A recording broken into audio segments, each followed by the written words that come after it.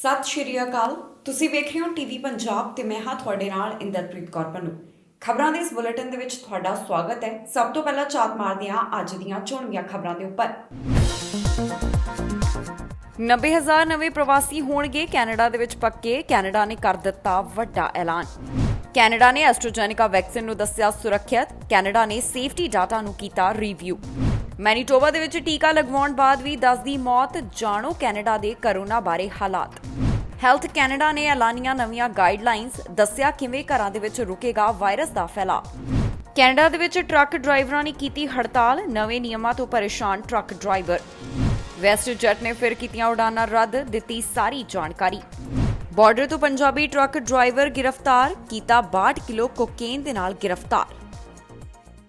Canada ਤੋਂ immigration ਦੇ ਨਾਲ ਸੰਬੰਧਿਤ ਵੱਡੀ ਖੁਸ਼ਖਬਰੀ ਸਾਹਮਣੇ ਆਈ ਹੈ, ਜਿਸ ਦੀ ਜਾਣਕਾਰੀ ਇਮੀਗ੍ਰੇਸ਼ਨ ਮੰਤਰੀ ਵੱਲੋਂ ਦਿੱਤੀ ਗਈ ਹੈ। ਇਸ ਦੇ ਤਹਿਤ ਹੁਣ 90,000 ਦੇ ਕਰੀਬ ਨਵੇਂ ਪ੍ਰਵਾਸੀਆਂ ਨੂੰ ਕੈਨੇਡਾ ਦੇ ਵਿੱਚ ਪੀਆਰ ਦਾ ਮੌਕਾ ਦਿੱਤਾ ਜਾਵੇਗਾ। ਲਗਾਤਾਰ ਇਮੀਗ੍ਰੇਸ਼ਨ ਮੰਤਰੀ ਸਮੇਂ-ਸਮੇਂ ਦੇ ਉੱਪਰ ਸੰਕੇਤ ਦਿੰਦੇ ਰਹੇ ਨੇ ਕਿ ਉਹਨਾਂ ਵੱਲੋਂ ਕੈਨੇਡਾ ਦੇ ਇਮੀਗ੍ਰੇਸ਼ਨ ਦੇ ਨਾਲ ਸੰਬੰਧਿਤ ਵੱਡਾ ਸਰਪ੍ਰਾਈਜ਼ ਲਿਆਂਦਾ ਜਾਵੇਗਾ। ਅਜਿਹਾ ਹੀ ਐਲਾਨ ਉਹਨਾਂ ਵੱਲੋਂ ਕੀਤਾ ਗਿਆ। ਵੱਖ-ਵੱਖ ਪ੍ਰੋਗਰਾਮਸ ਲਿਆਂਦੇ ਜਾਣਗੇ ਜਿਨ੍ਹਾਂ ਦੀ ਸ਼ੁਰੂਆਤ ਕੀਤੀ ਜਾਵੇਗੀ। ਇਸ ਦੀ ਜਾਣਕਾਰੀ ਦੱਸਾਂਗੇ ਇਸ ਖਬਰ ਦੇ ਵਿੱਚ। ਕੈਨੇਡਾ ਤੋਂ ਇਮੀਗ੍ਰੇਸ਼ਨ ਦੇ ਨਾਲ ਸੰਬੰਧਿਤ ਵੱਡੀ ਖੁਸ਼ਖਬਰੀ ਸਾਹਮਣੇ ਆਈ ਹੈ। ਕੈਨੇਡਾ ਦੇ ਵਿੱਚ 90,000 ਨਵੇਂ ਪ੍ਰਵਾਸੀਆਂ ਨੂੰ ਪੀਆਰ ਲੈਣ ਦਾ ਮੌਕਾ ਦਿੱਤਾ ਜਾਵੇਗਾ। ਇਸ ਦੀ ਜਾਣਕਾਰੀ ਖੁਦ ਇਮੀਗ੍ਰੇਸ਼ਨ ਮੰਤਰੀ ਵੱਲੋਂ ਸਾਂਝੀ ਕੀਤੀ ਗਈ ਹੈ, ਜਿੱਥੇ ਉਹਨਾਂ ਨੇ ਟਵਿੱਟਰ ਦੇ ਉੱਪਰ ਇਸ ਦੀ ਜਾਣਕਾਰੀ ਦਿੱਤੀ। ਜਿਹੜੀਆਂ ਨਵੀਆਂ ਪਾਲਿਸੀਆਂ ਦੀ ਸ਼ੁਰੂਆਤ ਕੀਤੀ ਜਾ ਰਹੀ ਹੈ, ਇਸ ਦੇ ਬਾਰੇ ਵਿੱਚ ਉਹਨਾਂ ਨੇ ਅਪਡੇਟ ਟਵੀਟ ਕੀਤੀ ਹੈ। ਦਰਅਸਲ ਕੈਨੇਡਾ ਦੇ ਵਿੱਚ ਮਈ ਮਹੀਨੇ essential workers, international student graduates ਅਤੇ ਫ੍ਰੈਂਚ ਬੋਲਣ ਵਾਲਿਆਂ ਦੇ ਲਈ ਪੀਆਰ ਲੈਣ ਦੇ ਲਈ 6 ਨਵੇਂ ਪਾਥਵੇ ਲਿਆਂਦੇ ਜਾ ਰਹੇ ਹਨ। ਕੈਨੇਡਾ ਦੇ ਇਮੀਗ੍ਰੇਸ਼ਨ ਮੰਤਰੀ ਵੱਲੋਂ ਇਹਨਾਂ ਨਵੇਂ ਪ੍ਰੋਗਰਾਮ ਦਾ ਐਲਾਨ ਕੀਤਾ ਗਿਆ, ਜਿਸ ਦੇ ਨਾਲ 90,000 ਦੇ ਕਰੀਬ ਨਵੇਂ ਇਮੀਗ੍ਰੈਂਟਸ ਨੂੰ ਪੀਆਰ ਲੈਣ ਦਾ ਮੌਕਾ ਮਿਲੇਗਾ। ਇਹ 3 ਸਟਰੀਮਸ ਦੇ ਤਹਿਤ ਹੋਵੇਗਾ। ਨਵੇਂ ਪ੍ਰੋਗਰਾਮ ਉਹਨਾਂ ਟੈਂਪਰੇਰੀ ਵਰਕਰਸ ਦੇ ਲਈ ਹੋਣਗੇ ਜਿਹੜੇ ਹਸਪਤਾਲ ਦੇ ਵਿੱਚ ਲੌਂਗ ਟਰਮ ਕੇਅਰ ਹੋਮਸ ਦੇ ਵਿੱਚ ਕੰਮ ਕਰਦੇ ਹਨ, ਜਿਹੜੇ ਅਸੈਂਸ਼ੀਅਲ ਸੈਕਟਰ ਦੇ ਵਿੱਚ ਫਰੰਟਲਾਈਨ ਵਰਕਰ ਦੇ ਤੌਰ ਤੇ ਕੰਮ ਕਰਦੇ ਹਨ ਅਤੇ ਜਿਹੜੇ ਇੰਟਰਨੈਸ਼ਨਲ ਸਟੂਡੈਂਟ ਗ੍ਰੈਜੂਏਟ ਹਨ। ਇਹ ਪ੍ਰੋਗਰਾਮ ਉਹਨਾਂ ਦੇ ਵਾਸਤੇ ਹੋਣਗੇ। ਮਈ 6 ਤੋਂ immigration, refugees and citizenship Canada ਵੱਲੋਂ ਇਸ ਦੇ ਨਾਲ ਸੰਬੰਧਿਤ ਅਰਜ਼ੀਆਂ ਲੈਣੀਆਂ ਸ਼ੁਰੂ ਕੀਤੀਆਂ ਜਾਣਗੀਆਂ। ਦੱਸ ਦਈਏ ਕਿ ਟੈਂਪਰੇਰੀ ਵਰਕਰਸ ਇਨ ਹੈਲਥ ਕੇਅਰ ਦੇ ਵਾਸਤੇ 20,000 ਐਪਲੀਕੇਸ਼ਨਸ, ਟੈਂਪਰੇਰੀ ਵਰਕਰਸ ਇਨ ਅਦਰ ਸਿਲੈਕਟਡ ਅਸੈਂਸ਼ੀਅਲ ਆਕੂਪੇਸ਼ਨ ਦੇ ਜ਼ਰੀਏ 30,000 ਐਪਲੀਕੇਸ਼ਨਸ, ਕੈਨੇਡੀਅਨ ਐਜੂਕੇਸ਼ਨ ਇੰਸਟੀਚਿਊਟ ਤੋਂ ਗ੍ਰੈਜੂਏਟ ਹੋਏ ਇੰਟਰਨੈਸ਼ਨਲ ਸਟੂਡੈਂਟਸ ਦੇ ਤਹਿਤ 40,000 ਅਰਜ਼ੀਆਂ ਲਈਆਂ ਜਾਣਗੀਆਂ। ਦੱਸ ਦਈਏ ਕਿ ਇਹ 3 ਸਟਰੀਮ ਨਵੰਬਰ 5, 2021 ਤੱਕ ਖੁੱਲੇ ਰਹਿਣਗੇ। ਜਦ ਤੱਕ ਲਿਮਿਟ ਪੂਰੀ ਨਹੀਂ ਹੋ ਜਾਂਦੀ, ਇਹਨਾਂ ਨੂੰ ਉਦੋਂ ਤੱਕ ਖੁੱਲਾ ਰੱਖਿਆ ਜਾਵੇਗਾ। ਇਹ ਨਵੀਆਂ policies 40 health care occupation workers, 95 essential jobs ਤੇ ਅਪਲਾਈ ਹੁੰਦੀਆਂ ਹਨ। ਇਸ ਲਈ ਐਲੀਜੀਬਲ ਹੋਣ ਦੇ ਲਈ 1 ਸਾਲ ਦਾ ਕੈਨੇਡੀਅਨ ਵਰਕਰ ਐਕਸਪੀਰੀਅੰਸ ਹੋਣਾ ਜ਼ਰੂਰੀ ਹੈ।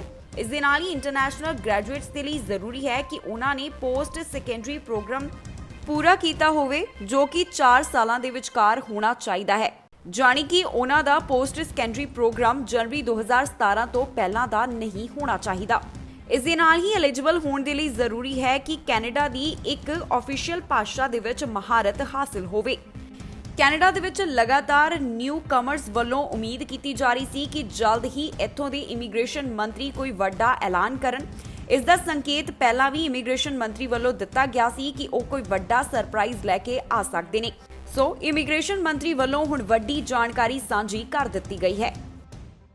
ਐਸਟ੍ਰਾਜੈਨੇਕਾ ਵੈਕਸੀਨ ਦੇ ਨਾਲ ਬਲੱਡ ਕਲੌਟ ਦਾ ਮਾਮਲਾ ਕੈਨੇਡਾ ਦੇ ਵਿੱਚ ਵੀ ਸਾਹਮਣੇ ਆਇਆ। ਕਿਊਬੈਕ ਦੇ ਨਾਲ ਸੰਬੰਧਿਤ ਇਹ ਔਰਤ ਦੱਸੀ ਗਈ ਹੈ, ਪਰ ਇਸ ਤੋਂ ਬਾਅਦ ਹੁਣ ਹੈਲਥ ਕੈਨੇਡਾ ਨੇ ਕਿਹਾ ਹੈ ਕਿ ਐਸਟ੍ਰਾਜੈਨੇਕਾ ਦੇ ਡਾਟਾ ਨੂੰ ਉਹਨਾਂ ਨੇ ਰਿਵਿਊ ਕੀਤਾ ਹੈ, ਪਰ ਉਹ ਪੂਰੀ ਤਰ੍ਹਾਂ ਦੇ ਨਾਲ ਸੁਰੱਖਿਅਤ ਹੈ। ਐਸਟ੍ਰਾਜੈਨੇਕਾ ਵੈਕਸੀਨ ਦੇ ਨਾਲ ਜੋ ਬਲੱਡ ਕਲੌਟ ਦੇ ਮਾਮਲੇ ਸਾਹਮਣੇ ਆਏ, ਉਸ ਤੋਂ ਬਾਅਦ ਕਈ ਦੇਸ਼ ਇਸ ਨੂੰ ਲੈ ਕੇ ਸਵਾਲ ਚੁੱਕ ਰਹੇ ਹਨ। ਐਸਟ੍ਰਾਜੈਨੇਕਾ ਵੈਕਸੀਨ ਦੇ ਨਾਲ ਸੰਬੰਧਿਤ ਕੈਨੇਡਾ ਦੀ ਜੇਕਰ ਗੱਲ ਕੀਤੀ ਜਾਵੇ ਤਾਂ ਹੈਲਥ ਕੈਨੇਡਾ ਨੇ ਇੱਕ ਨਵੀਂ ਜਾਣਕਾਰੀ ਇਸ ਦੇ ਨਾਲ ਸੰਬੰਧਿਤ ਸਾਂਝੀ ਕੀਤੀ ਹੈ। ਦਰਅਸਲ ਜੋ ਡਾਟਾ ਹੈ ਉਸ ਨੂੰ ਰਿਵਿਊ ਕੀਤਾ ਗਿਆ, ਜਿਸ ਤੋਂ ਬਾਅਦ ਹੁਣ ਹੈਲਥ ਕੈਨੇਡਾ ਦਾ ਕਹਿਣਾ ਹੈ ਕਿ ਆਕਸਫੋਰਡ ਐਸਟ੍ਰਾਜੈਨੇਕਾ ਵੈਕਸੀਨ ਦੇ ਇਸਤੇਮਾਲ ਨੂੰ ਕੈਨੇਡਾ ਦੇ ਵਿੱਚ ਜਾਰੀ ਰੱਖਿਆ ਜਾਵੇਗਾ। ਇਸ ਦੀ ਜਾਣਕਾਰੀ ਹੈਲਥ ਕੈਨੇਡਾ ਦੀ chief medical advisor doctor Supriya ਵੱਲੋਂ ਸਾਂਝੀ ਕੀਤੀ ਗਈ ਹੈ। ਉਨ੍ਹਾਂ ਕਿਹਾ ਕਿ ਸਾਨੂੰ ਅਜਿਹੇ ਕੋਈ ਵੀ ਸਬੂਤ ਨਹੀਂ ਮਿਲੇ ਕਿ ਐਸਟ੍ਰਾਜੈਨੇਕਾ ਵੈਕਸੀਨ ਦਾ ਕਿਸੇ ਦੇ ਉੱਪਰ ਗਲਤ ਮਾੜਾ ਪ੍ਰਭਾਵ ਪਿਆ ਹੋਵੇ। ਇਸ ਦੇ ਚੱਲਦਿਆਂ ਹੁਣ ਕੈਨੇਡਾ ਦੇ ਵਿੱਚ ਇਸ ਦੀ ਆਥੋਰਾਈਜ਼ੇਸ਼ਨ ਜਾਰੀ ਰੱਖੀ ਜਾਵੇਗੀ। ਇਸ ਟੀਕੇ ਦੇ ਸੇਫਟੀ ਡਾਟਾ ਨੂੰ ਰਿਵਿਊ ਕੀਤਾ ਗਿਆ, ਜਿਸ ਤੋਂ ਬਾਅਦ ਹੈਲਥ ਕੈਨੇਡਾ ਨੇ ਕਿਹਾ ਕਿ ਆਕਸਫੋਰਡ ਐਸਟ੍ਰਾਜੈਨੇਕਾ ਵੈਕਸੀਨ ਸੁਰੱਖਿਅਤ ਹੈ ਤੇ ਇਸ ਦੇ ਜਿਹੜੇ ਬੈਨੀਫਿਟ ਨੇ ਉਹ ਕਾਫੀ ਜ਼ਿਆਦਾ ਹਨ। ਬਾਕੀ ਵੈਕਸੀਨੇਸ਼ਨ ਦੇ ਬਾਰੇ ਵਿੱਚ ਵੀ ਉਹਨਾਂ ਨੇ ਕਿਹਾ ਕਿ ਜਿੰਨੀਆਂ ਵੀ ਕੈਨੇਡਾ ਵੱਲੋਂ ਵੈਕਸੀਨ ਅਪਰੂਵ ਕੀਤੀਆਂ ਗਈਆਂ ਹਨ ਉਹ ਸੁਰੱਖਿਅਤ ਨੇ। ਦੱਸ ਦਈਏ ਕਿ ਡਰੱਗ ਰੈਗੂਲੇਟਰੀ ਐਕਸਪਰਟਸ ਦੇ ਵੱਲੋਂ ਐਸਟ੍ਰਾਜੈਨੇਕਾ ਵੈਕਸੀਨ ਦੇ ਸੇਫਟੀ ਡਾਟਾ ਨੂੰ ਰਿਵਿਊ ਕੀਤਾ ਗਿਆ। ਹਾਲ ਹੀ ਦੇ ਵਿੱਚ ਕੈਨੇਡਾ ਤੋਂ ਕਿਊਬੈਕ ਤੋਂ ਇੱਕ ਅਜਿਹਾ ਮਾਮਲਾ ਸਾਹਮਣੇ ਆਇਆ ਜਿੱਥੇ ਇੱਕ ਔਰਤ ਜਿਸ ਨੇ ਐਸਟ੍ਰਾਜੈਨੇਕਾ ਵੈਕਸੀਨ ਲਗਵਾਈ ਸੀ ਉਸ ਦੇ ਵਿੱਚ ਬਲੱਡ ਕਲੌਟ ਬਣੇ।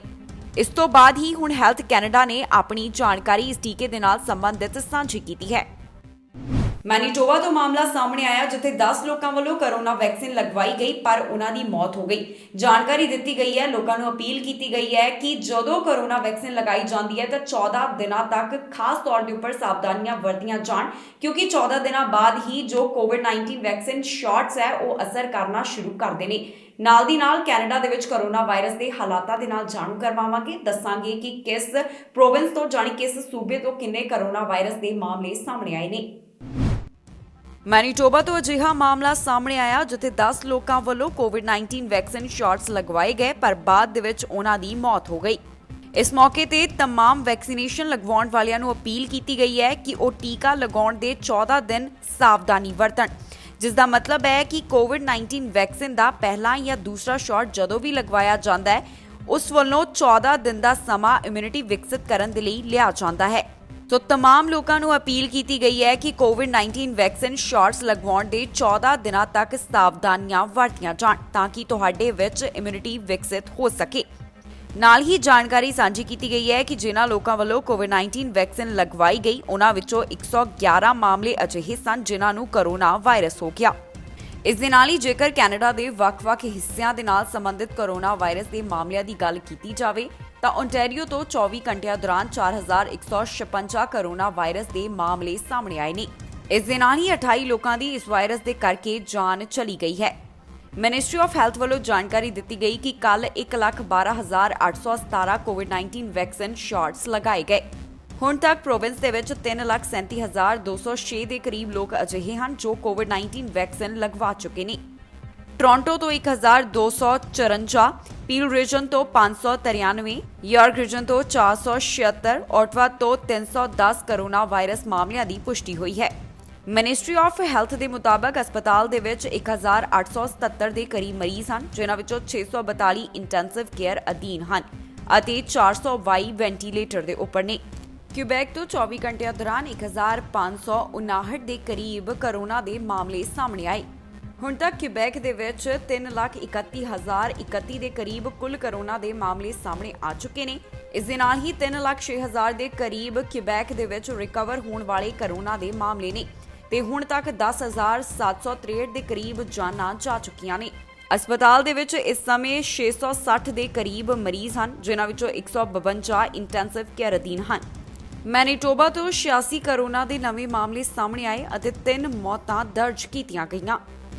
ਕੈਨੇਡਾ ਤੋਂ ਹੁਣ ਤੱਕ 1,08,000 ਦੇ ਕਰੀਬ ਕੁੱਲ ਕੋਰੋਨਾ ਦੇ ਮਾਮਲੇ ਸਾਹਮਣੇ ਆ ਚੁੱਕੇ ਨੇ। 23,431 ਦੇ ਕਰੀਬ ਮੌਤਾਂ ਦਰਜ ਕੀਤੀਆਂ ਜਾ ਚੁੱਕੀਆਂ ਨੇ। ਉਧਰ 9,81,000 ਦੇ ਕਰੀਬ ਕੋਰੋਨਾ ਵਾਇਰਸ ਤੋਂ ਠੀਕ ਹੋਣ ਵਾਲੇ ਮਾਮਲਿਆਂ ਦੀ ਗਿਣਤੀ ਹੈ। ਹੈਲਥ ਕੈਨੇਡਾ ਵੱਲੋਂ ਨਵੀਆਂ ਗਾਈਡਲਾਈਨਸ ਦਾ ਐਲਾਨ ਕੀਤਾ ਗਿਆ। ਇਹ ਗਾਈਡਲਾਈਨ ਸੰਬੰਧਿਤ ਹਨ ਕਿ ਘਰਾਂ ਦੇ ਵਿੱਚ ਕੋਰੋਨਾ ਵਾਇਰਸ ਦੇ ਫੈਲਾਅ ਨੂੰ ਕਿਵੇਂ ਰੋਕਿਆ ਜਾ ਸਕੇ। ਇਸ ਦੇ ਵਾਸਤੇ ਉਹਨਾਂ ਵੱਲੋਂ ਕਿਹਾ ਗਿਆ ਕਿ ਘਰਾਂ ਦੇ ਵਿੱਚ ਨੈਚੁਰਲ ਵੈਂਟੀਲੇਸ਼ਨ ਜਾਣੀ ਕਿ ਹਵਾ ਦੀ ਕ੍ਰਾਸਿੰਗ ਕੀਤੀ ਜਾਵੇ, ਘਰਾਂ ਦੇ ਦਰਵਾਜ਼ੇ ਤੇ ਖਿੜਕੀਆਂ ਨੂੰ ਖੋਲ੍ਹ ਕੇ ਰੱਖਿਆ ਜਾਵੇ। ਨਾਲ ਉਹਨਾਂ ਵੱਲੋਂ ਹੋਰ ਕਿਹੜੀਆਂ ਗਾਈਡਲਾਈਨਸ ਐਲਾਨੀਆਂ ਗਈਆਂ, ਸਾਰੀ ਜਾਣਕਾਰੀ ਦੇਵਾਂਗੇ ਇਸ ਖਬਰ ਦੇ ਵਿੱਚ। ਘਰਾਂ ਦੇ ਵਿੱਚ ਕੋਵਿਡ-19 ਟ੍ਰਾਂਸਮਿਸ਼ਨ ਨੂੰ ਘੱਟ ਕਰਨ ਦੇ ਵਾਸਤੇ ਹੈਲਥ ਕੈਨੇਡਾ ਵੱਲੋਂ ਨਵੀਆਂ ਗਾਈਡਲਾਈਨਸ ਐਲਾਨੀਆਂ ਗਈਆਂ। ਹੈਲਥ ਕੈਨੇਡਾ ਦੇ ਮੁਤਾਬਕ ਘਰਾਂ ਦੇ ਵਿੱਚ ਹਵਾ ਦੀ ਕੁਆਲਿਟੀ ਨੂੰ ਬਿਹਤਰ ਕਰਕੇ ਟ੍ਰਾਂਸਮਿਸ਼ਨ ਨੂੰ ਘੱਟ ਕੀਤਾ ਜਾ ਸਕਦਾ ਹੈ। ਪਬਲਿਕ ਹੈਲਥ ਏਜੰਸੀ ਦਾ ਕਹਿਣਾ ਹੈ ਕਿਉਂਕਿ ਕੈਨੇਡਾ ਦੇ ਵਿੱਚ ਇਸ ਸਮੇਂ ਜ਼ਿਆਦਾਤਰ ਸਮਾਂ ਘਰਾਂ ਦੇ ਵਿੱਚ ਬਿਤਾਇਆ ਜਾ ਰਿਹਾ ਹੈ, ਜਿਸ ਦਾ ਮਤਲਬ ਹੈ ਕਿ ਲੋਕ ਘਰਾਂ ਦੇ ਵਿੱਚ ਸਮਾਂ ਬਿਤਾ ਰਹੇ ਨੇ। ਇਸ ਦੇ ਵਾਸਤੇ ਜ਼ਰੂਰੀ ਹੈ ਕਿ ਇਨਡੋਰ 에ਅਰ ਕੁਆਲਿਟੀ ਵਧੀਆ ਹੋਵੇ। ਇਸ ਸਭ ਨੂੰ ਧਿਆਨ ਵਿੱਚ ਰੱਖਦਿਆਂ ਹੈਲਥ ਕੈਨੇਡਾ ਵੱਲੋਂ ਸਲਾਹ ਦਿੱਤੀ ਗਈ ਹੈ ਕਿ ਘਰਾਂ ਦੀਆਂ ਖਿੜਕੀਆਂ ਨੂੰ ਖੋਲ੍ਹ ਕੇ ਰੱਖਿਆ ਜਾਵੇ, ਜਾਣੀ ਕਿ ਇੱਕ ਕੁਦਰਤੀ ਤਰੀਕੇ ਦੀ ਵੈਂਟੀਲੇਸ਼ਨ ਰੱਖੀ ਜਾਵੇ। ਉਹਨਾਂ ਨੇ ਸਲਾਹ ਦਿੱਤੀ ਹੈ ਕਿ ਲੋਕ ਆਪਣੇ ਘਰਾਂ ਦੀਆਂ ਖਿੜਕੀਆਂ ਅਤੇ ਦਰਵਾਜ਼ੇ ਖੋਲ੍ਹ ਕੇ ਰੱਖਣ ਤਾਂ ਕਿ ਹਵਾ ਕ੍ਰਾਸ ਹੁੰਦੀ ਰਹੇ। ਏਜੰਸੀ ਨੇ ਕਿਹਾ ਕਿ ਪੱਖਿਆਂ ਦੇ ਨਾਲ ਇਨਫੈਕਸ਼ਨ ਵਾਲੇ ਡ੍ਰੌਪਲੇਟਸ ਫੈਲ ਸਕਦੇ ਨੇ, ਜੋ ਕਿ ਇਨਫੈਕਸ਼ਨ ਫੈਲਾਉਣ ਦਾ ਇੱਕ ਕਾਰਨ ਬਣਦੇ ਨੇ। ਪੱਖੇ ਦੀ ਜਗ੍ਹਾ ਤੇ ਵਿੰਡੋ 에ਅਰ ਕੰਡੀਸ਼ਨਰ ਦਾ ਇਸਤੇਮਾਲ ਕੀਤਾ ਜਾਵੇ। ਹੀਟ ਰਿਕਵਰੀ ਵੈਂਟੀਲੇਸ਼ਨ ਅਤੇ એનર્ਜੀ ਰਿਕਵਰੀ ਵੈਂਟੀਲੇਸ਼ਨ ਲਗਾਤਾਰ ਚੱਲਦੀ ਰਹਿਣੀ ਚਾਹੀਦੀ ਹੈ। ਓਜ਼ੋਨ ਪ੍ਰੋਡਿਊਸਿੰਗ 에ਅਰ ਕਲੀਨਰਸ ਤੋਂ ਪਰਹੇਜ਼ ਕੀਤਾ ਜਾਵੇ। ਇੰਡੋਰ 30 ਤੋਂ 50% ਦੇ ਵਿਚਕਾਰ ਹਿਊਮਿਡਿਟੀ ਲੈਵਲ ਨੂੰ ਬਰਕਰਾਰ ਰੱਖਿਆ ਜਾਵੇ। ਇਸ ਦੇ ਨਾਲ ਹੀ ਕਿਹਾ ਗਿਆ ਹੈ ਕਿ ਐਫੀਸ਼ੀਐਂਸੀ ਪਾਰਟੀਕੂਲੇਟ ਫਿਲਟਰਸ ਦਾ ਹੀ ਇਸਤੇਮਾਲ ਕੀਤਾ ਜਾਵੇ। ਓਨਟਾਰੀਓ ਦੇ ਵਿੱਚ GTA ਵਿੱਚ ਟਰੱਕ ਡਰਾਈਵਰਾਂ ਵੱਲੋਂ ਹੜਤਾਲ ਕੀਤੀ ਜਾ ਰਹੀ ਹੈ। GTA ਦੇ ਨੇੜੇ ਜਿੰਨੀਆਂ ਵੀ ਸਕੇਲਸ ਨੇ ਉੱਥੇ ਟਰੱਕ ਖੜੇ ਕਰਕੇ ਇਹ ਡਰਾਈਵਰ ਹੜਤਾਲ ਕਰ ਰਹੇ ਨੇ। ਇਹਨਾਂ ਵੱਲੋਂ ਰੋਸ ਦਾ ਪ੍ਰਗਟਾਵਾ ਕੀਤਾ ਜਾ ਰਿਹਾ ਹੈ। ਜਿਹੜੇ ਨਵੇਂ ਕਾਨੂੰਨ ਲਿਆਂਦੇ ਗਏ ਨੇ, ਕੀ ਹੈ ਇਹਨਾਂ ਨਵੇਂ ਕਾਨੂੰਨਾਂ ਦੇ ਵਿੱਚ, ਕਿਉਂ ਇਹ ਹੜਤਾਲ ਕੀਤੀ ਜਾ ਰਹੀ ਹੈ, ਦੱਸਾਂਗੇ ਸਾਰੀ ਜਾਣਕਾਰੀ ਇਸ ਖਬਰ ਦੇ ਵਿੱਚ। ਓਨਟਾਰੀਓ ਦੇ ਵਿੱਚ ਟਰੱਕ ਡਰਾਈਵਰਾਂ ਵੱਲੋਂ ਹੜਤਾਲ ਕੀਤੀ ਜਾ ਰਹੀ ਹੈ। ਇਹ ਹੜਤਾਲ GTA ਦੇ ਨੇੜੇ ਸਕੇਲਸ ਦੇ ਉੱਪਰ ਡੰਪ ਟਰੱਕ ਡਰਾਈਵਰਸ ਦੇ ਵੱਲੋਂ ਕੀਤੀ ਜਾ ਰਹੀ ਹੈ। ਦੱਸੀਏ ਕਿ ਪਿਛਲੇ ਕੁਝ ਦਿਨਾਂ ਤੋਂ ਇਹ ਰੋਸ ਹੜਤਾਲ ਇੱਥੇ ਜਾਰੀ ਹੈ। ਇਸ ਦਾ ਕਾਰਨ ਹੈ ਜੋ ਓਨਟਾਰੀਓ ਟਰਾਂਸਪੋਰਟ ਮਿਨਿਸਟਰੀ ਵੱਲੋਂ ਕਾਨੂੰਨਾਂ ਦੇ ਵਿੱਚ ਬਦਲਾਵ ਕੀਤਾ ਗਿਆ, ਜਿਸ ਨੂੰ ਲੈ ਕੇ ਡਰਾਈਵਰ ਖੁਸ਼ ਨਹੀਂ ਹਨ ਤੇ ਉਹਨਾਂ ਵੱਲੋਂ ਆਪਣਾ ਰੋਸ ਪ੍ਰਗਟ ਕੀਤਾ ਜਾ ਰਿਹਾ ਹੈ। ਟਰੱਕ ਡਰਾਈਵਰਸ ਵੱਲੋਂ ਸਕੇਲਸ ਦੇ ਕੋਲ ਆਪਣੇ ਟਰੱਕ ਖੜੇ ਕਰਕੇ ਪ੍ਰੋਟੈਸਟ ਕੀਤਾ ਜਾ ਰਿਹਾ ਹੈ। ਹੁਣ ਤੁਹਾਨੂੰ ਦੱਸਦੇ ਹਾਂ ਕਿ ਅਸਲ ਦੇ ਵਿੱਚ ਪੂਰਾ ਮਾਮਲਾ ਹੈ ਕੀ। ਦਰਅਸਲ 1 ਜਨਵਰੀ 2021 ਤੱਕ ਓਨਟਾਰੀਓ ਦੇ ਟਰਾਂਸਪੋਰਟ ਮਿਨਿਸਟਰੀ ਨੇ ਸਾਰੇ ਡੰਪ ਟਰੱਕਾਂ ਦੇ ਲਈ ਭਾਰ ਤੋਂ ਵੱਧ ਦੇ ਲੋਡ ਹੋਣ ਤੇ ਵਾਧੂ ਡ੍ਰੌਪ ਡਾਊਨ ਸਟੀਅਰ ਐਕਸਲ ਹੋਣਾ ਲਾਜ਼ਮੀ ਕੀਤਾ ਸੀ। ਇਸ ਨੂੰ ਲੈ ਕੇ ਕੈਰੀਅਰਾਂ ਦਾ ਕਹਿਣਾ ਹੈ ਕਿ ਇਕਵਿਪਮੈਂਟਸ ਮਹਿੰਗੇ ਹਨ ਅਤੇ ਕੈਰੀਅਰਸ ਤੇ ਇੱਕ ਨਾਜਾਇਜ਼ ਬੋਝ ਪੈ ਰਿਹਾ ਹੈ। ਉਹਨਾਂ ਕਿਹਾ ਕਿ ਪਹਿਲਾਂ ਹੀ ਕੋਵਿਡ-19 ਦੇ ਕਰਕੇ ਉਹਨਾਂ ਨੂੰ ਕਾਫੀ ਕੁਝ ਸਹਿਣਾ ਪੈ ਰਿਹਾ ਹੈ। ਨਵੀਆਂ ਗਾਈਡਲਾਈਨਸ ਨੂੰ ਪਹਿਲਾਂ ਸਾਲ 2011 ਦੇ ਵਿੱਚ ਵੀ ਤੈਅ ਕੀਤਾ ਗਿਆ ਸੀ, ਪਰ ਮਿਨਿਸਟਰੀ ਵੱਲੋਂ ਡੰਪ ਟਰੱਕ ਕੈਰੀਅਰ ਕੰਪਨੀਆਂ ਨੂੰ ਟਰੱਕਸ ਨੂੰ ਅਪਡੇਟ ਕਰਨ ਦੇ ਵਾਸਤੇ 10 ਸਾਲ ਦਾ ਸਮਾਂ ਦਿੱਤਾ ਗਿਆ ਸੀ, ਕਿਉਂਕਿ ਸਿਸਟਮ ਬਹੁਤ ਜ਼ਿਆਦਾ ਮਹਿੰਗੇ ਹਨ, ਜਾਣੀ ਕਿ ਇਕਵਿਪਮੈਂਟ ਕਾਫੀ ਜ਼ਿਆਦਾ ਮਹਿੰਗੇ ਹਨ। ਇਸ ਦਾ ਰੋਸ ਜਿਹੜਾ ਹੈ ਡੰਪ ਟਰੱਕ ਕੈਰੀਅਰਸ ਦੇ ਵੱਲੋਂ ਜਤਾਇਆ ਜਾ ਰਿਹਾ ਹੈ, ਜਿਸ ਦੇ ਚੱਲਦਿਆਂ ਉਹਨਾਂ ਵੱਲੋਂ ਹੜਤਾਲ ਕੀਤੀ ਜਾ ਰਹੀ ਹੈ। ਵੈਸਟ ਜੈਟ ਨੇ ਉਡਾਨਾਂ ਦੇ ਨਾਲ ਸੰਬੰਧਿਤ ਇੱਕ ਐਲਾਨ ਕੀਤਾ ਹੈ। ਦੱਸ ਦਈਏ ਕਿ ਉਹਨਾਂ ਵੱਲੋਂ ਜਿਹੜੀਆਂ ਸਨ ਡੈਸਟੀਨੇਸ਼ਨ ਦੇ ਵਾਸਤੇ ਉਡਾਨਾਂ ਦੀ ਸ਼ੁਰੂਆਤ ਕੀਤੀ ਜਾਣੀ ਸੀ, ਉਸ ਦੀ ਤਾਰੀਖ ਨੂੰ ਅੱਗੇ ਪਾ ਦਿੱਤਾ ਗਿਆ। ਉਹਨਾਂ ਵੱਲੋਂ ਇੰਤਜ਼ਾਰ ਕੀਤਾ ਜਾ ਰਿਹਾ ਹੈ ਕਿ ਜ਼ਿਆਦਾ ਤੋਂ ਜ਼ਿਆਦਾ ਕੈਨੇਡੀਅਨਸ ਕੋਰੋਨਾ ਵਾਇਰਸ ਵੈਕਸੀਨ ਲਗਾ ਲੈਣ ਤਾਂ ਕਿ ਸੁਰੱਖਿਅਤ ਤਰੀਕੇ ਦੇ ਨਾਲ ਫਿਰ ਤੋਂ ਯਾਤਰਾ ਜਾਣੀ ਕਿ ਉਡਾਨਾਂ ਦੀ ਸ਼ੁਰੂਆਤ ਕੀਤੀ ਜਾ ਸਕੇ।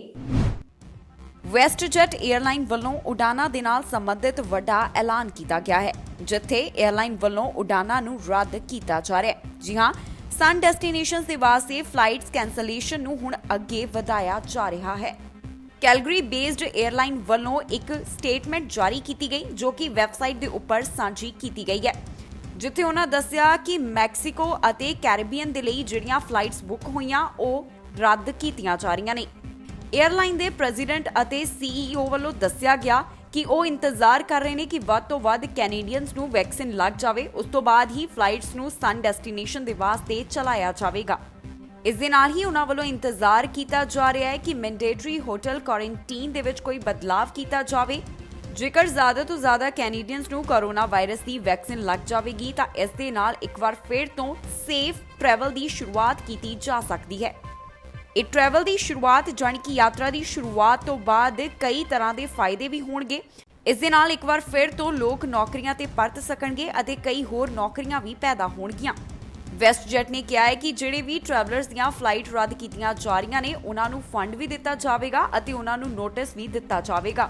ਦੱਸ ਦਈਏ ਕਿ ਨਵੰਬਰ 2020 ਤੋਂ ਜਿਹੜੀਆਂ ਫਲਾਈਟਸ ਵੈਸਟ ਜੈਟ ਵੱਲੋਂ ਰੱਦ ਕੀਤੀਆਂ ਗਈਆਂ, ਉਹਨਾਂ ਦੇ ਵਾਸਤੇ ਰਿਫੰਡ ਦਿੱਤਾ ਜਾ ਰਿਹਾ ਹੈ। ਇਸ ਦੇ ਨਾਲ ਹੀ ਦੱਸ ਦਈਏ ਕਿ ਪਿਛਲੇ ਮਹੀਨੇ ਵੈਸਟ ਜੈਟ ਵੱਲੋਂ 11 ਡੋਮੈਸਟਿਕ ਫਲਾਈਟਸ ਵੀ ਸ਼ਾਮਲ ਕੀਤੀਆਂ ਗਈਆਂ।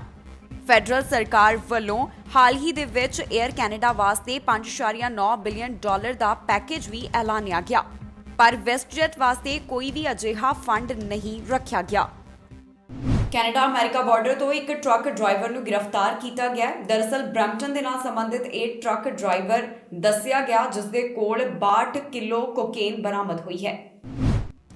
ਬਰੈਂਪਟਨ ਦੇ ਇੱਕ ਟਰੱਕ ਡਰਾਈਵਰ ਨੂੰ ਗ੍ਰਿਫਤਾਰ ਕੀਤਾ ਗਿਆ ਹੈ। ਦਰਅਸਲ ਇਸ ਡਰਾਈਵਰ ਦੀ ਗ੍ਰਿਫਤਾਰੀ ਕੈਨੇਡਾ ਅਮਰੀਕਾ ਬਾਰਡਰ ਤੋਂ ਕੀਤੀ ਗਈ ਹੈ ਕਿਉਂਕਿ ਇਸ ਕੋਲੋਂ 62 ਕਿਲੋ ਕੋਕੇਨ ਬਰਾਮਦ ਹੋਈ ਹੈ। ਜੀ ਹਾਂ, ਅਮਰੀਕਾ ਕੈਨੇਡਾ ਇੰਟਰਨੈਸ਼ਨਲ ਬਾਰਡਰ ਤੋਂ ਸਾਰਨੀਆ ਬਾਰਡਰ ਦੇ ਵਿੱਚ ਬਰੈਂਪਟਨ ਦਾ ਡਰਾਈਵਰ ਗ੍ਰਿਫਤਾਰ ਕੀਤਾ ਗਿਆ, ਜਿਸ ਦੇ ਕੋਲੋਂ 62 ਕਿਲੋ ਕੋਕੇਨ ਬਰਾਮਦ ਹੋਈ ਹੈ। ਜੇਕਰ ਇਸ ਨਸ਼ੇ ਦੀ ਗੱਲ ਕੀਤੀ ਜਾਵੇ ਤਾਂ ਇਸ ਦੀ ਬਾਜ਼ਾਰ ਦੇ ਵਿੱਚ ਕੀਮਤ 3.5 ਮਿਲੀਅਨ ਡਾਲਰ ਬਣਦੀ ਹੈ। ਇਸ ਡਰਾਈਵਰ ਦਾ ਨਾਮ ਹਰਵਿੰਦਰ ਸਿੰਘ ਦੱਸਿਆ ਗਿਆ ਹੈ, ਜਿਸ ਦੀ ਉਮਰ 25 ਸਾਲ ਹੈ। ਕੈਨੇਡੀਅਨ ਬਾਰਡਰ ਅਧਿਕਾਰੀਆਂ ਵੱਲੋਂ RCMP ਦੀ ਮਦਦ ਦੇ ਨਾਲ ਮਿਲ ਕੇ ਬਰੈਂਪਟਨ ਦੇ ਇਸ ਡਰਾਈਵਰ ਨੂੰ ਗ੍ਰਿਫਤਾਰ ਕੀਤਾ ਗਿਆ ਹੈ। ਦਰਅਸਲ ਇਸ ਦੀ ਗ੍ਰਿਫਤਾਰੀ ਮਾਰਚ 31 ਨੂੰ ਹੋਈ ਸੀ, ਜਦੋਂ ਅਮਰੀਕਾ ਤੋਂ ਇਹ ਵਾਪਸ ਆ ਰਿਹਾ ਸੀ। ਹੁਣ ਇਸ ਨਸ਼ੇ ਦੇ ਮਾਮਲੇ ਦੇ ਵਿੱਚ ਇਸ ਪੰਜਾਬੀ ਡਰਾਈਵਰ ਨੂੰ ਗ੍ਰਿਫਤਾਰ ਅਤੇ ਚਾਰਜ ਕੀਤਾ ਗਿਆ ਹੈ। ਦੱਸ ਦਈਏ ਕਿ ਇਸ ਮਾਮਲੇ ਦੇ ਤਹਿਤ ਹਰਵਿੰਦਰ ਸਿੰਘ ਦੀ ਕੋਰਟ ਦੇ ਵਿੱਚ ਪੇਸ਼ੀ ਹੋਵੇਗੀ। ਕੋਰਟ ਦੀ ਪੇਸ਼ੀ ਦੇ ਵਾਸਤੇ ਅਪ੍ਰੈਲ 20 ਦਾ ਸਮਾਂ ਤੈਅ ਕੀਤਾ ਗਿਆ ਹੈ। ਕੋਰੋਨਾ ਵਾਇਰਸ ਦੇ ਚੱਲਦਿਆਂ ਬ੍ਰਿਟਿਸ਼ ਕੋਲੰਬੀਆ ਦੇ ਵਿੱਚ ਡਾਈਨਿੰਗ ਅਤੇ ਹੋਰ ਵੀ ਕਈ ਤਰ੍ਹਾਂ ਦੀਆਂ ਪਾਬੰਦੀਆਂ ਲਗਾਈਆਂ ਗਈਆਂ ਸੀ। ਇਸ ਦੇ ਵਿੱਚ ਹੁਣ ਕਿਹਾ ਜਾ ਰਿਹਾ ਹੈ ਕਿ ਹੋ ਸਕਦਾ ਹੈ ਕਿ ਇਹਨਾਂ ਪਾਬੰਦੀਆਂ ਨੂੰ ਮਈ ਮਹੀਨੇ ਤੱਕ ਜਾਰੀ ਰੱਖਿਆ ਜਾਵੇ। ਦੱਸ ਦਈਏ ਕਿ ਕੱਲ ਜਾਂ ਫਿਰ ਪਰਸੋਂ ਨੂੰ ਬ੍ਰਿਟਿਸ਼ ਕੋਲੰਬੀਆ ਦੇ ਵਿੱਚ ਪਾਬੰਦੀਆਂ ਦਾ ਐਲਾਨ ਕੀਤਾ ਜਾਵੇਗਾ। ਬ੍ਰਿਟਿਸ਼ ਕੋਲੰਬੀਆ ਦੇ ਵਿੱਚ ਜੋ ਕੋਰੋਨਾ ਵਾਇਰਸ ਦੇ ਚੱਲਦਿਆਂ ਇਨ ਡਾਈਨਿੰਗ ਪਾਬੰਦੀਆਂ ਲਗਾਈਆਂ ਗਈਆਂ, ਉਹਨਾਂ ਨੂੰ ਮਈ ਮਹੀਨੇ ਤੱਕ ਵਧਾਇਆ ਜਾ ਸਕਦਾ ਹੈ। ਇਹ ਕਹਿਣਾ ਹੈ ਇੰਡਸਟਰੀ ਗਰੁੱਪ ਦਾ। ਜੀ ਹਾਂ, ਬ੍ਰਿਟਿਸ਼ ਕੋਲੰਬੀਆ ਰੈਸਟੋਰੈਂਟ ਅਤੇ ਫੂਡ ਐਸੋਸੀਏਸ਼ਨ ਦਾ ਕਹਿਣਾ ਹੈ ਕਿ ਜਿਹੜੀਆਂ ਬ੍ਰਿਟਿਸ਼ ਕੋਲੰਬੀਆ ਦੇ ਵਿੱਚ ਅੰਦਰ ਬੈਠ ਕੇ ਖਾਣ ਦੇ ਉੱਪਰ ਪਾਬੰਦੀਆਂ ਲਗਾਈਆਂ ਗਈਆਂ, ਉਸ ਨੂੰ ਅੱਗੇ ਤੱਕ ਵਧਾ ਦਿੱਤਾ ਜਾ ਸਕਦਾ ਹੈ। ਇਸ ਗਰੁੱਪ ਦਾ ਕਹਿਣਾ ਹੈ ਕਿ ਉਹਨਾਂ ਨੇ ਪ੍ਰੋਵਿੰਸ ਸਿਹਤ ਅਫਸਰ ਡਾਕਟਰ ਬੋਨੀ ਹੈਨਰੀ ਦੇ ਨਾਲ ਇੱਕ ਬੈਠਕ ਕੀਤੀ, ਜਿਸ ਦੇ ਵਿੱਚ ਇਹ ਸੰਕੇਤ ਦਿੱਤਾ ਗਿਆ ਹੈ ਕਿ ਇਹਨਾਂ ਪਾਬੰਦੀਆਂ ਨੂੰ ਮਈ ਮਹੀਨੇ ਤੱਕ ਵਧਾਇਆ ਜਾਵੇਗਾ। ਦੱਸ ਦਈਏ ਕਿ ਵੱਖ-ਵੱਖ ਪ੍ਰੋਵਿੰਸਿਸ ਦੇ ਵਿੱਚ ਕੋਵਿਡ-19 ਦੇ ਚੱਲਦਿਆਂ ਪਾਬੰਦੀਆਂ ਲਗਾਈਆਂ ਜਾ ਰਹੀਆਂ ਨੇ। ਅਜਿਹੇ ਦੇ ਵਿੱਚ ਬ੍ਰਿਟਿਸ਼ ਕੋਲੰਬੀਆ ਅੰਦਰ ਵੀ ਸਖਤ ਕਦਮ ਚੁੱਕਿਆ ਗਿਆ ਸੀ। ਬ੍ਰਿਟਿਸ਼ ਕੋਲੰਬੀਆ ਦੇ ਵਿੱਚ ਜੋ ਕੋਰੋਨਾ ਵਾਇਰਸ ਦੇ ਮਾਮਲੇ ਵੱਧ ਰਹੇ ਹਨ, ਉਸ ਸਭ ਨੂੰ ਧਿਆਨ ਵਿੱਚ ਰੱਖਦਿਆਂ ਗੈਦਰਿੰਗ ਦੇ ਉੱਪਰ ਵੀ ਰੋਕ ਲਗਾਈ ਗਈ ਅਤੇ ਨਾਲ ਹੋਰ ਵੀ ਕਈ ਰਿਸਟ੍ਰਿਕਸ਼ਨਸ ਲਗਾਈਆਂ ਗਈਆਂ। ਇਸ ਦੇ ਨਾਲ ਹੀ ਬ੍ਰਿਟਿਸ਼ ਕੋਲੰਬੀਆ ਦੇ ਪ੍ਰੀਮੀਅਰ ਜੌਨ ਹੌਰਗਨ ਵੱਲੋਂ ਵੀ ਇਸ ਦੇ ਨਾਲ ਸੰਬੰਧਿਤ ਜਾਣਕਾਰੀ ਦਿੱਤੀ ਗਈ ਸੀ, ਜਿੱਥੇ ਉਹਨਾਂ ਕਿਹਾ ਕਿ ਇਹ ਜਿਹੜੀਆਂ ਰਿਸਟ੍ਰਿਕਸ਼ਨਸ ਨੇ, ਇਹਨਾਂ ਨੂੰ ਅੱਗੇ ਚਾਲੂ ਰੱਖਿਆ ਜਾਵੇਗਾ। ਜੇਕਰ ਟਰੈਵਲ ਦੇ ਨਾਲ ਸੰਬੰਧੀ ਗੱਲ ਕਰੀਏ ਤਾਂ ਇਹਨਾਂ ਦੇ ਉੱਪਰ ਕੈਬਨਿਟ ਵੱਲੋਂ ਵਿਚਾਰ ਕੀਤਾ ਜਾ ਰਿਹਾ ਹੈ। ਇਸ ਦੇ ਨਾਲ ਹੀ ਉਮੀਦ ਕੀਤੀ ਜਾ ਰਹੀ ਹੈ ਕਿ ਵੀਰਵਾਰ ਨੂੰ ਇੱਥੇ province health officer doctor Bonnie Henry ਵੱਲੋਂ ਇਸ ਨਾਲ ਸੰਬੰਧਿਤ ਐਲਾਨ ਕੀਤਾ ਜਾ ਸਕਦਾ ਹੈ। ਅਲਬਰਟਾ ਵੱਲੋਂ ਆਪਣੇ ਨਵੇਂ ਡਰਾਅ ਦਾ ਐਲਾਨ ਕੀਤਾ ਗਿਆ, ਜਿਸ ਦੇ ਤਹਿਤ 200 ਉਮੀਦਵਾਰਾਂ ਨੂੰ ਸੱਦੇ ਜਾਰੀ ਕੀਤੇ ਗਏ। ਦੱਸ ਦਈਏ ਕਿ ਇਸ ਡਰਾਅ ਦੇ ਤਹਿਤ CRS 203 ਸਕੋਰਸ ਦੀ ਜ਼ਰੂਰਤ ਸੀ। ਹੁਣ ਤੱਕ ਅਲਬਰਟਾ ਵੱਲੋਂ 1209 ਦੇ ਕਰੀਬ ਇਨਵੀਟੇਸ਼ਨ ਜਾਰੀ ਕੀਤੇ ਜਾ ਚੁੱਕੇ ਹਨ। ਬ੍ਰਿਟਿਸ਼ ਕੋਲੰਬੀਆ ਵੱਲੋਂ ਆਪਣਾ ਨਵਾਂ PNP ਡਰਾਅ ਕੱਢਿਆ ਗਿਆ, ਜਿਸ ਦੇ ਤਹਿਤ 452 ਉਮੀਦਵਾਰਾਂ ਨੂੰ ਸੱਦੇ ਜਾਰੀ ਕੀਤੇ ਗਏ। ਇਸ ਡਰਾਅ ਦਾ ਐਲਾਨ ਅਪ੍ਰੈਲ 13 ਨੂੰ ਕੀਤਾ ਗਿਆ, ਜਿੱਥੇ 4 ਪ੍ਰੋਵਿੰਸ਼ੀਅਲ ਨੋਮੀਨੀ ਪ੍ਰੋਗਰਾਮ ਦੇ ਤਹਿਤ 452 ਇਮੀਗ੍ਰੇਸ਼ਨ ਕੈਂਡੀਡੇਟਸ ਨੂੰ ਇਨਵੀਟੇਸ਼ਨ ਦਿੱਤੇ ਗਏ। ਜਿਹੜੇ ਉਮੀਦਵਾਰਾਂ ਨੂੰ ਇਸ ਡਰਾਅ ਦੇ ਤਹਿਤ ਸੱਦੇ ਦਿੱਤੇ ਗਏ ਹਨ, ਉਹ British Columbia provincial nominee program ਦੇ ਅਧੀਨ ਸਕਿੱਲਜ਼ ਇਮੀਗ੍ਰੇਸ਼ਨ ਅਤੇ express entry British Columbia stream 'ਚ ਸਨ। ਇਸ ਡਰਾਅ ਦੇ ਤਹਿਤ ਉਮੀਦਵਾਰਾਂ ਦੇ ਕੋਲ 79 ਜਾਂ ਫਿਰ 95 ਦੇ ਵਿਚਕਾਰ ਪੁਆਇੰਟਸ ਹੋਣੇ ਜ਼ਰੂਰੀ ਸਨ। ਦੱਸ ਦਈਏ ਕਿ ਅਜਿਹਾ 5ਵੀਂ ਵਾਰ ਹੋਇਆ ਜਦੋਂ ਬ੍ਰਿਟਿਸ਼ ਕੋਲੰਬੀਆ ਵੱਲੋਂ ਆਪਣਾ ਅਲੱਗ ਡਰਾਅ ਕੱਢਿਆ ਗਿਆ, ਜੋ ਕਿ retail and wholesale trade managers, restaurant ਅਤੇ ਫੂਡ ਸਰਵਿਸਿਜ਼ ਮੈਨੇਜਰਸ ਦੇ ਵਾਸਤੇ ਸੀ, ਜਿਸ ਦੇ ਤਹਿਤ 21 ਇਨਵੀਟੇਸ਼ਨ ਉਮੀਦਵਾਰਾਂ ਨੂੰ ਦਿੱਤੇ ਗਏ, ਜਿਨ੍ਹਾਂ ਕੋਲ ਘੱਟੋ-ਘੱਟ 113 ਸਕੋਰ ਸਨ।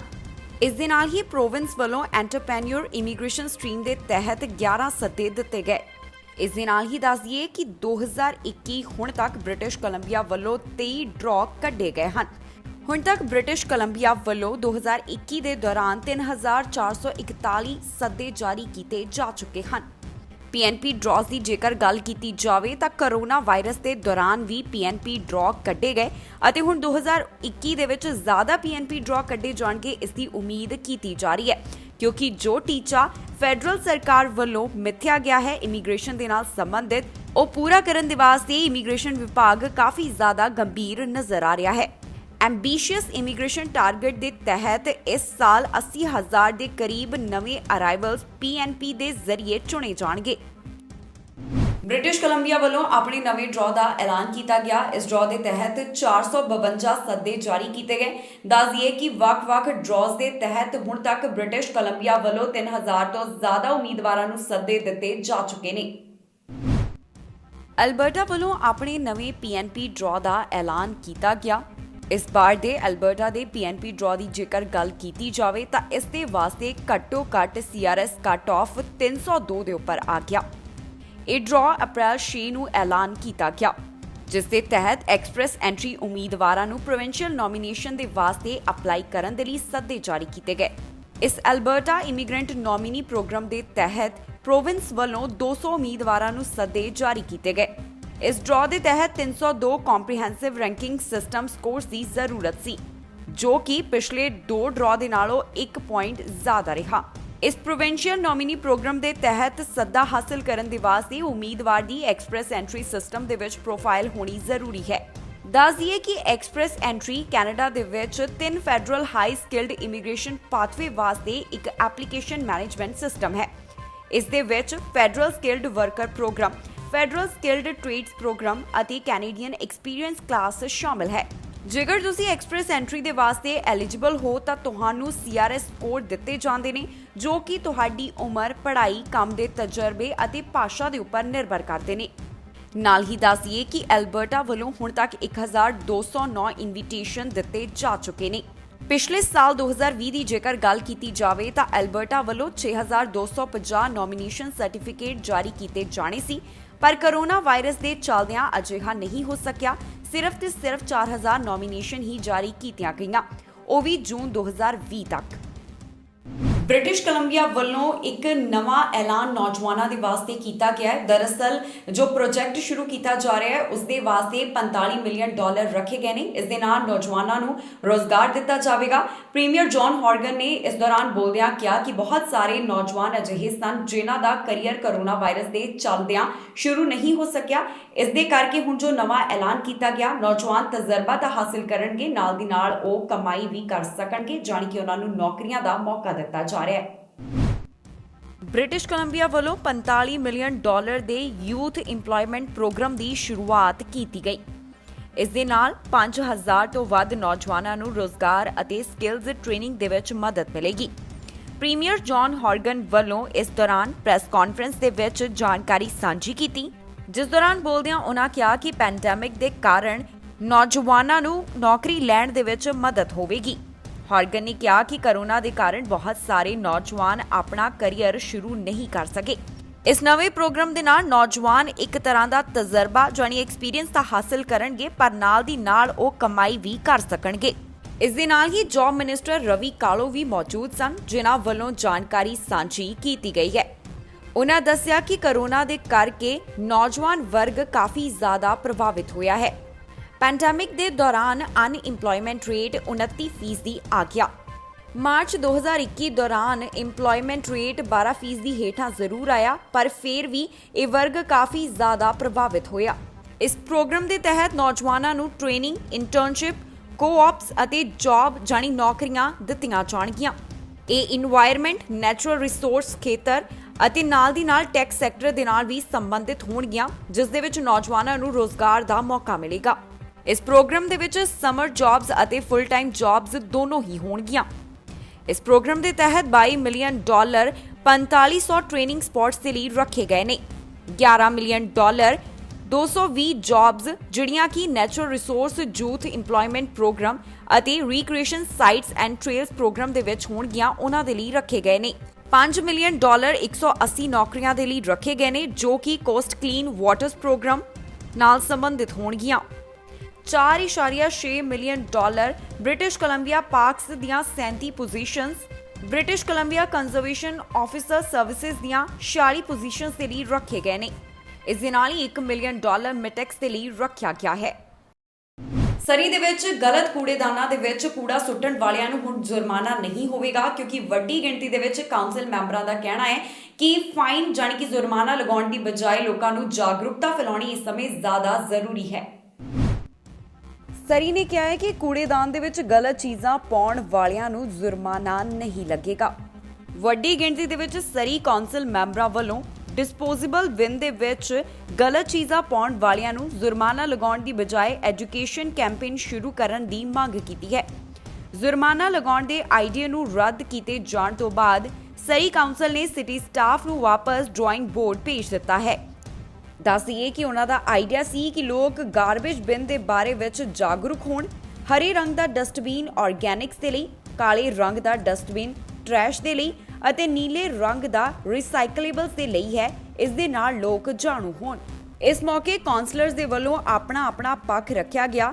ਉਹਨਾਂ ਦਾ ਕਹਿਣਾ ਸੀ ਕਿ ਇਹ ਸਮਾਂ ਨਹੀਂ ਕਿ ਲੋਕਾਂ ਨੂੰ ਜੁਰਮਾਨਾ ਲਗਾਇਆ ਜਾਵੇ, ਬਲਕਿ ਜ਼ਰੂਰਤ ਹੈ ਕਿ ਇਸ ਬਾਰੇ ਵਿੱਚ ਉਹਨਾਂ ਨੂੰ ਜਾਗਰੂਕਤਾ ਫੈਲਾਈ ਜਾਵੇ। ਪਿਛਲੇ 5 ਸਾਲਾਂ ਤੋਂ ਸਰੀ ਦਾ ਕੰਟੈਮੀਨੇਸ਼ਨ ਰੇਟ 10 ਤੋਂ 15% ਦੇ ਵਿਚਕਾਰ ਰਿਹਾ। ਦੱਸ ਦਈਏ ਕਿ ਜੋ ਜੁਰਮਾਨਾ ਪਹਿਲਾਂ ਤੈਅ ਕੀਤਾ ਗਿਆ ਸੀ ਉਸ ਦੇ ਮੁਤਾਬਕ ਫੇਲਿੰਗ ਟੂ ਸੈਪਰੇਟ ਵੇਸਟ ਦੇ ਵਾਸਤੇ $150, ਜਿਸ ਲਈ ਅਰਲੀ ਪੇਮੈਂਟ $100 ਅਤੇ ਲੇਟ ਪੇਮੈਂਟ $250 ਰੱਖੀ ਗਈ ਸੀ। ਗਲਤ ਤਰੀਕੇ ਦੇ ਨਾਲ ਕੂੜਾ ਡਿਸਪੋਜ਼ਿੰਗ ਦੇ ਲਈ $450 ਦੀ ਪੈਨਲਟੀ ਰੱਖੀ ਗਈ ਸੀ।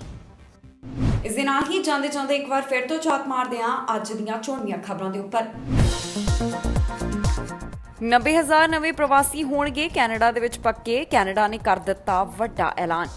ਕੈਨੇਡਾ ਨੇ ਐਸਟ੍ਰਾਜੈਨੇਕਾ ਵੈਕਸੀਨ ਨੂੰ ਦੱਸਿਆ ਸੁਰੱਖਿਅਤ। ਕੈਨੇਡਾ ਨੇ ਸੇਫਟੀ ਡਾਟਾ ਨੂੰ ਕੀਤਾ ਰਿਵਿਊ।